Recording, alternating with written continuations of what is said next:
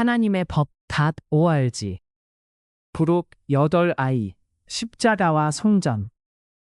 십자가와 성전은 서로 적이 아니며 하나가 다른 하나를 폐지하는 두 개의 단계도 아닙니다. 하나님의 율법은 영원합니다. 시편 119, 89, 시편 119, 160, 말라기 3:6, 제사와 제사장직과 정결법을 포함한 성전 체계는 바로 그 동일한 영원한 율법에 의해 주어졌습니다. 예수의 죽음은 단 하나의 계명도 폐지하지 않았습니다. 오히려 그 계명들이 이미 말하고 있던 참된 깊이를 드러냈을 뿐입니다. 성전은 제사를 끝내기 위해 파괴된 것이 아니라 불순종에 대한 심판으로 파괴되었습니다. 역대하 36, 14부터 19까지, 예레미야 72부터 14까지, 누가복음 19, 41부터 44까지.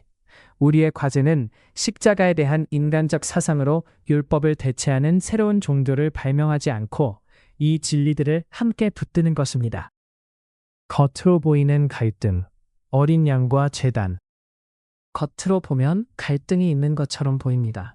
한편에는 제사와 예물과 제사장 봉사를 명령하는 하나님의 율법이 있고, 레위기 1:1부터 2까지, 출애굽기 28일. 다른 한편에는 세상의 죄를 지고 가는 하나님의 어린 양으로 소개되는 예수가 있습니다.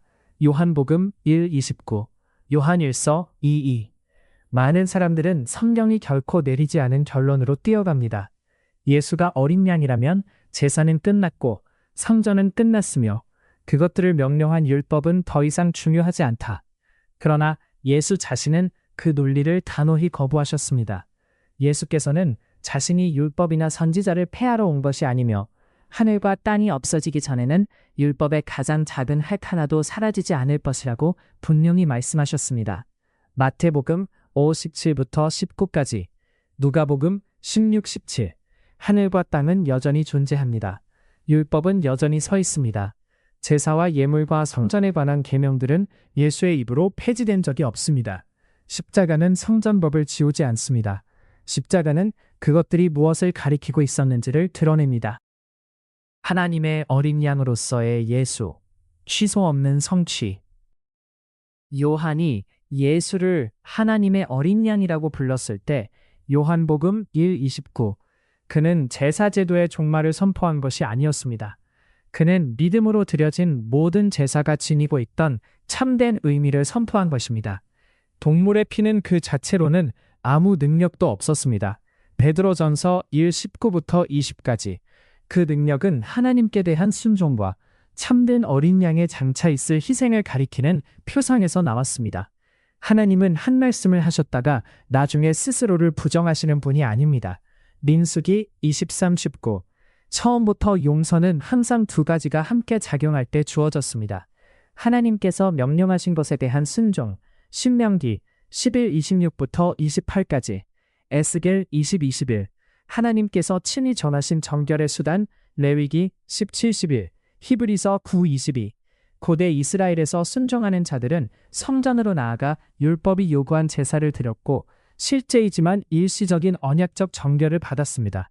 오늘날 순종하는 자들은 아버지에 의해 참된 어린 양이신 예수께로 인도되어 영원한 정결을 받습니다.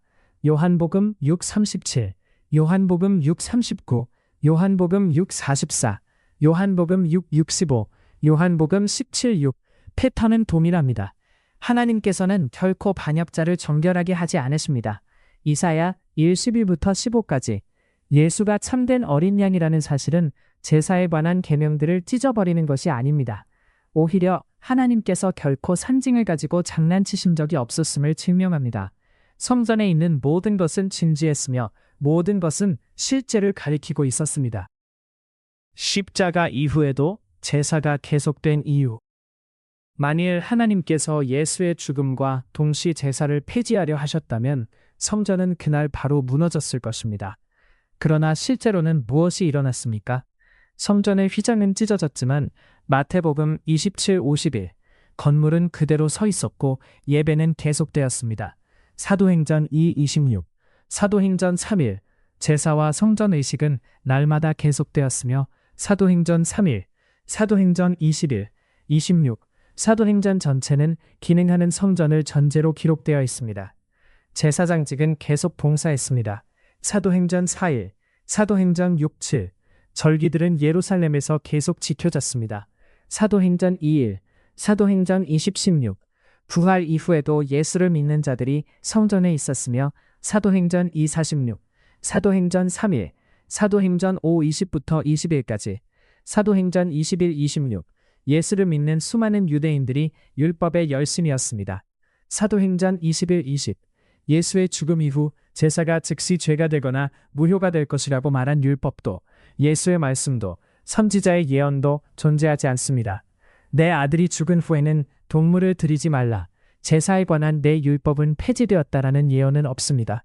오히려 성전 봉사가 계속된 이유는 하나님께서 두 마음을 가지신 분이 아니기 때문입니다. 민수기 23, 19 하나님께서는 거룩하다고 명령하신 것을 당신의 아들이 죽었다는 이유로 조용히 부정한 것으로 지켜지지 않습니다. 만일 제사가 문혈학이 되었다면 하나님께서는 금연히 그렇게 말씀하셨을 것입니다. 그러나 그렇게 하지 않으셨습니다. 십자가 이후에도 성전 봉사가 계속되었다는 사실은 성소에 묶인 어떤 계명도 하나님께서 취소하지 않으셨음을 보여줍니다. 모든 제물, 모든 정결의식, 모든 제사장 직무, 모든 민족적 예배는 그것들을 세운 율법이 변하지 않았기 때문에 그대로 유효했습니다. 제사 제도의 상징적 성격. 제사 제도 전체는 그 설계상 상징적이었습니다. 그것이 선택 사안이었기 때문도 권위가 부족했기 때문도 아닙니다. 그것은 하나님께서 언젠가 완성하실 현실들을 가리키고 있었기 때문입니다. 그 정결은 일시적이었고 병은 다시 올 수 있었으며 부정은 다시 생길 수 있었습니다. 죄에 대한 제사조차도 반복해서 드려져야 했습니다. 이 모든 것은 죄와 죽음의 최종적 제거가 아니었습니다. 그것들은 하나님께서 언젠가 죽음 자체를 멸하실 날을 가리키는 하나님께서 명령하신 상징들이었습니다.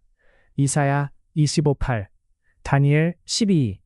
십자가는 그 최종성을 가능하게 했지만 죄의 참된 종말은 최후의 심판과 부활 이후에야 완전히 드러날 것입니다. 요한복음 5:28부터 29까지. 성전 봉사가 실제가 아니라 영원한 실제를 가리키는 상징이었기 때문에 예수의 죽음은 그것들을 불필요하게 만들지 않았습니다. 그것들은 하나님께서 심판으로 성전을 제거하실 때까지 유효했습니다. 십자가가 그것들을 취소했기 때문이 아니라 하나님께서 시대의 끝에서 완성하실 실제들이 아직 남아있는 동안 상징을 끊어내시기로 선택하셨기 때문입니다. 오늘날 용서는 어떻게 이루어지는가? 제사에 관한 계명들이 결코 폐지되지 않았고 십자가 이후에도 성전 체계가 하나님께서 친히 끝내실 때까지 지속되었다면 자연스러운 질문이 생깁니다. 오늘날에는 어떻게 용서가 가능한가? 답은 하나님께서 처음부터 세우신 동일한 패턴에 있습니다. 용서는 언제나 하나님의 계명에 대한 순종과 역대하 7:14, 이사야 55:7, 하나님께서 친히 정하신 제사를 통해 주어졌습니다. 레위기 17:11, 고대 이스라엘에서는 순종하는 자들이 예루살렘의 제단에서 피 흘림을 통해 정결을 받았습니다. 레위기 4:20, 레위기 4:26, 레위기 4:31, 히브리서 9:22. 오늘날 순종하는 자들은 죄를 제거하시는 참된 하나님의 어린 양, 메시아의 희생을 통해 정결함을 받습니다. 요한복음 1:29. 이것은 율법의 변화가 아닙니다. 예수께서는 제사에 관한 계명들을 취소하지 않으셨습니다. 마태복음 5:17부터 19까지. 하나님께서 성전을 제거하셨을 때 순종과 정결이 만나는 외적 장소만 바뀌었을 뿐입니다. 기준은 동일하게 남아 있습니다. 하나님께서 그분을 경외하고 그분의 계명을 지키는 자들을 용서하십니다. 시편 137부터 18까지. 전도서 12:13. 아버지께서 이끄시지 않으면 아무도 메시아께 올 수 없으며. 요한복음 6:37, 요한복음 6:39, 요한복음 6:44, 요한복음 6:65, 요한복음 17:6. 아버지는 오직 그분의 율법을 존중하는 자들만 이끄십니다. 마태복음 7:21, 마태복음 19:17, 요한복음 17:6, 누가복음 8:21, 누가복음 11:28, 고대 이스라엘에서는 순종이 사람을 제단으로 이끌었습니다. 오늘날에는 순종이 사람을 메시아께로 이끕니다. 외적인 장면은 바뀌었지만 원리는 변하지 않았습니다. 그때도 불순한 자들은 제사로 정결해지지 않았고 이사야 1:11부터 16까지 오늘날도 불순한 자들은 그리스도의 피로 정결해지지 않습니다. 히브리서 10:26부터 27까지 하나님께서는 언제나 동일한 두 가지를 요구하셨습니다. 그분의 율법에 대한 순종과 그분이 정하신 제사에 대한 복종입니다. 처음부터 어떤 동물의 피나 어떤 곡물 제사가 죄인과 하나님 사이에 참된 평화를 가져온 적은 없습니다. 그것들은 하나님께서 명령하신 것이었지만 화해의 근원이 아니었습니다. 황소와 염소의 피가 죄를 제거할 수 없다는 것. 히브리서 14. 메시아가 세상의 기초가 놓이기 전부터 미리 알려졌다는 것. 베드로전서 1:19부터 20까지. 은 성경이 분명히 가르치는 바입니다. 에덴 이후로 하나님과의 평화는 언제나 완전하고 죄 없으신 독생자를 통해서만 이루어졌습니다. 요한복음 1:18. 모든 제사는 그분을 가리키고 있었습니다. 요한복음 34부터 15까지. 요한복음 36. 물질적 제물들은 죄의 심각성과 용서의 대가를 인간이 눈으로 보고 손으로 만지도록 허락된 표지였습니다. 하나님께서 성전을 제거하셨을 때 영적 실제는 변하지 않았습니다. 변한 것은 물질적 형태뿐이었습니다. 실제는 그대로 남아 있습니다. 곧 아들을 통한 제사가 순종하는 자들에게 아버지와의 평화를 가져온다는 사실입니다. 이사야 53:5. 외적 상징은 하나님께서 제거하셨기 때문에 멈췄지만 그분께 순종하는 자들에게 아들을 통해 주어지는 내적 정결은 변함없이 계속됩니다. 하나님께서 성전을 파괴하신 이유. 만일 서기 70년의 성전 파괴가 제사를 폐지하기 위함이었다면 성경은 그렇게 말했을 것입니다. 그러나 그렇지 않습니다. 예수께서 직접 그 이유를 설명하셨습니다. 그것은 심판이었습니다. 예수께서는 예루살렘을 보고 우시며 그 성읍이 방문의 때를 알지 못했다고 말씀하셨습니다. 누가복음 19:41부터 44까지. 성전이 돌 하나도 돌 위에 남지 않고 무너질 것을 경고하셨습니다. 누가복음 21:5부터 6까지.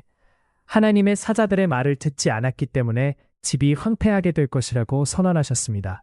마태복음 23:37부터 38까지.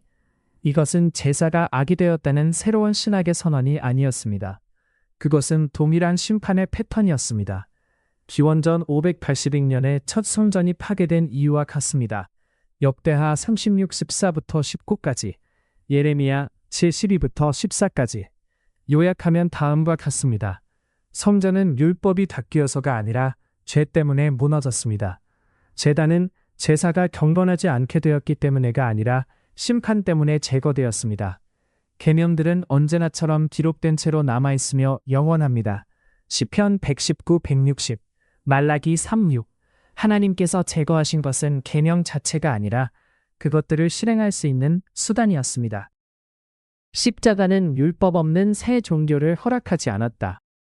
오늘날 기독교라고 불리는 것의 대부분은 단순한 거짓말 위에 세워져 있습니다. 예수가 죽었기 때문에 제사, 절기, 정결법, 성전 제사장직은 모두 폐지되었고 십자가가 그것들을 대신했다. 그러나 예수는 그렇게 말씀하신 적이 없습니다. 그분에 대해 예언한 선지자들도 그렇게 말하지 않았습니다. 오히려 그리스도께서는 자신의 참된 제자들이 사도들과 제자들처럼 구약에 주어진 아버지의 계명에 순종해야 한다고 분명히 하셨습니다. 마태복음 7:21, 마태복음 19:17, 요한복음 17:6, 누가복음 8:21, 누가복음 11:28. 십자가는 누구에게도 다음과 같은 권한을 주지 않았습니다. 성전법을 취소할 권한, 유월절을 대신할 성찬 예식 같은 새 의식을 발명할 권한, 11조를 목회자 급여로 바꿀 권한, 하나님의 정결 체계를 현대 교리로 대체할 권한, 순종을 선택사항으로 만들 권한. 예수의 죽음은 사람이 율법을 다시 쓰도록 허락하지 않습니다. 그것은 오직 하나님께서 죄와 순종을 얼마나 진지하게 여기시는지를 확증할 뿐입니다. 오늘 우리의 자세. 지킬 수 있는 것은 지키고 지킬 수 없는 것은 존중한다. 십자가와 성전은 하나의 피할 수 없는 진리에서 만납니다. 율법은 변하지 않았습니다. 마태복음 5, 17부터 19까지, 누가복음 16, 17. 성전은 하나님에 의해 제어되었습니다. 누가복음 21, 5부터 6까지. 그 의미는 분명합니다. 오늘날 지킬 수 있는 계명들은 변명 없이 순종해야 합니다. 성전에 의존하는 계명들은 하나님께서 제단과 제사장직을 제거하셨기 때문에 기록된 그대로 존중하되 실행하지 않습니다. 우리는 하나님께서 성전을 회복하지 않으신 상태에서 인간적 방식으로 제사 제도를 재건하지 않습니다. 또한 하나님께서 결코 취소하지 않으신 제사법을 폐지되었다고 선언하지도 않습니다. 우리는 십자가와 비어있는 성전산 사이에 서서 두려움과 떨림으로 이 사실을 압니다. 예수는 아버지께 순종하는 자들을 정결하게 하시는 참된 어린 양입니다. 요한복음 1, 29, 요한복음 6, 44. 성전법은 영원한 규례로 기록된 채 남아있습니다. 시편 119, 160. 지금 순종이 불가능한 이유는 폐지가 아니라 하나님의 심판 때문이며 그것은 대체물을 발명할 허락이 아닙니다. 누가복음 19, 40부터 44까지, 누가복음 21, 5부터 6까지. 십자가와 성전을 함께 붙들다. 올바른 길은 두 극단을 모두 거부합니다. 예수가 제사를 폐지했으니 율법은 더 이상 중요하지 않다도 아니고 하나님의 성전 없이 우리 방식으로 지금 제사를 다시 시작해야 한다도 아닙니다. 대신 우리는 다음을 고백합니다. 예수는 아버지께서 율법에 순종하는 자들을 위해 보내신 하나님의 어린 양이시다. 요한복음 1, 29, 요한복음 14, 15. 하나님께서 성전을 폐지하신 것이 아니라 심판으로 제거하셨음을 받아들인다. 누가복음 19, 41부터 44까지, 마태복음 23, 37부터 38까지. 오늘날 물리적으로 순종 가능한 모든 계명에 순종한다. 성전에 의존하는 계명들을 인간의 의식으로 대체하지 않음으로써 존중한다. 십자가는 성전과 경쟁하지 않습니다. 십자가는 성전의 의미를 드러냅니다. 그리고 하나님께서 제거하신 것을 회복하시기 전까지 우리의 의무는 분명합니다. 지킬 수 있는 것은 지키라. 지킬 수 없는 것은 존중하라. 예수가 폐하러 오신 것이 아니라 성취하러 오신 율법을 바꾸는 핑계로 십자가를 사용하지 말라. 마태복음 5, 17부터 19까지. 이 시리즈와 하나님의 법에 대한 많은 다른 연구는 다음 사이트에서 찾을 수 있습니다. 하나님의 법.org